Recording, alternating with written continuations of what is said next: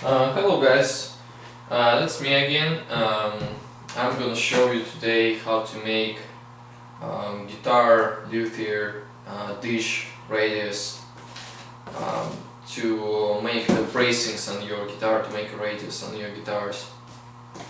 Well, first of all, let's start from dimensions on your guitar. This is a great concert, and it's about 16 inches and 20 inches. So, the Dreadnought, the bigger guitar, would be less than 2 feet, and it's at 24 inches, and it's plenty enough if we'll make a dish for any size of guitars, and it would be 24 inches, so it's 2 foot. And for that I'm using MDF, so just find yourself 2 pieces of MDF, 2 feet, and then make a cross.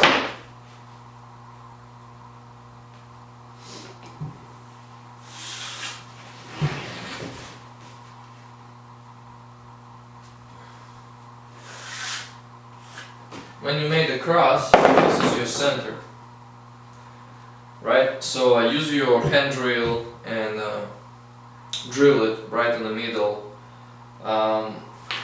Any side that you would use later, it would be your pin point when the dish will be moving on this pin.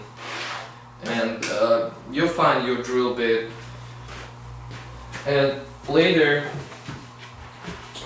what you will find, you can use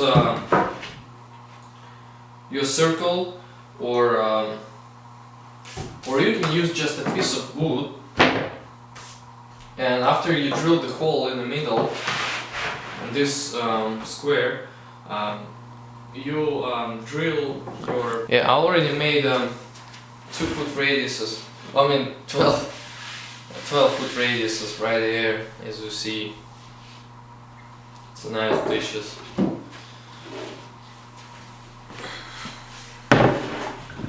For that you need... There are other MDF pieces.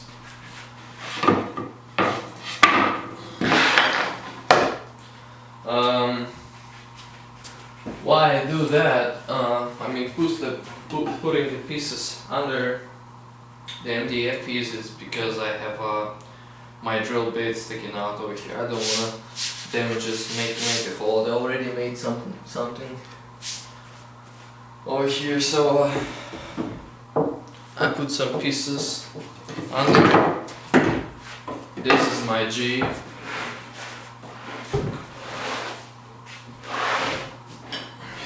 I'll show you how to use it.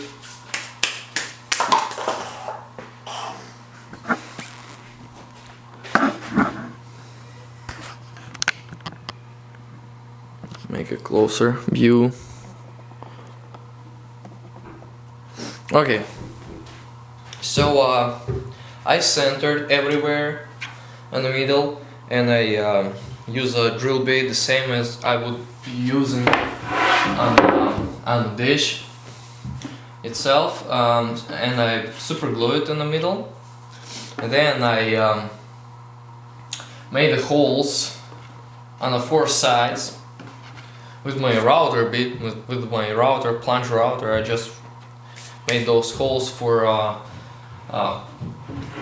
special stuff I'll show you later. And yeah, your dish would be circling over here, rolling like this. So you need to measure for your guides on the bottom over there, to be not like in the middle or close to the edge, but not too close to the edge. So about 10 inches, I would say, because it's 12 or so, and so like 12 or 11 inches would be fine on all four sides.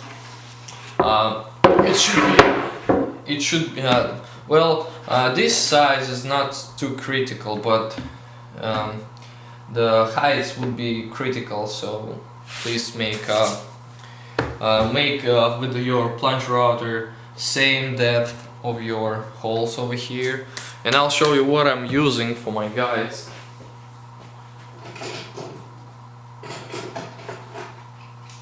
This is kind of funny, but this is my handles for shelves, and I found it's very useful for that. I'm just sinking over there.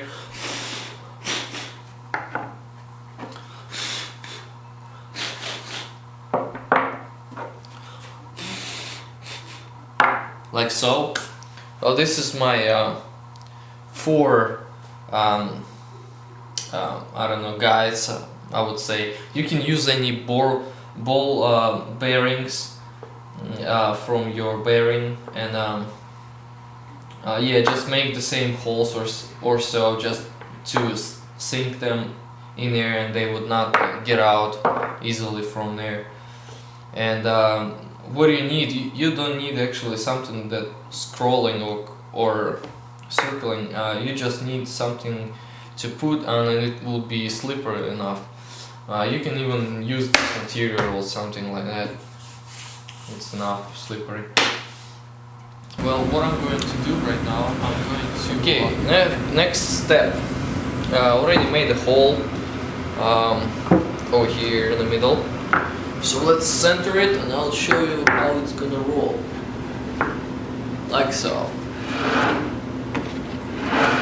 A little stiff, but with the router itself, when it's gonna spin, it's actually gonna help to spin.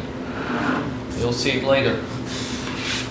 It's actually the gaining speed. If it's router going in deeper, it's gaining the speed and then it's rolling really quickly, like a motor. Okay, the next step, I'll leave it here for now. Next step, what we're going to do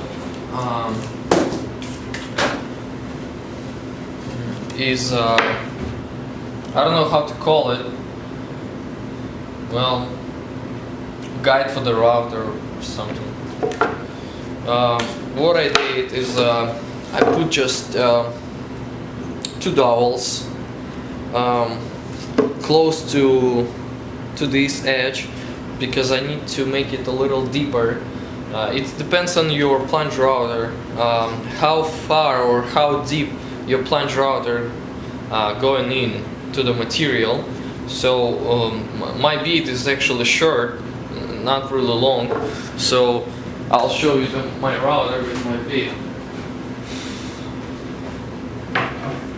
As you see, my bead is not so long.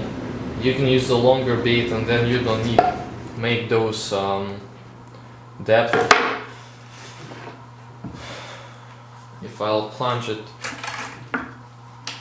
like to the end, you would see this is how far I can go, and with that I have not so much to go in to use my guide rails, and this is how far I can go. And let's measure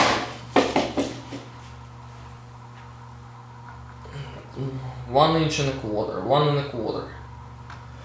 and if we have 1